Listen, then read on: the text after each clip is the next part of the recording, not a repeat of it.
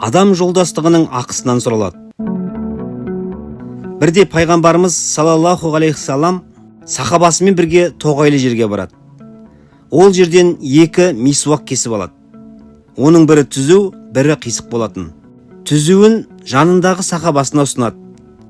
Сахаба сонда пайғамбарымызға: "Уа Алланың елшісі, валлахи, түзуіне менен гөрі сіз лайықтырақсыз" дейді.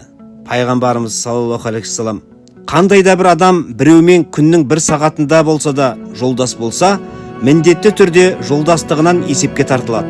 Жолдастығының ақысын өтеді ме? Жоқ әлде зая қылды ма?" деп сұралады дейді.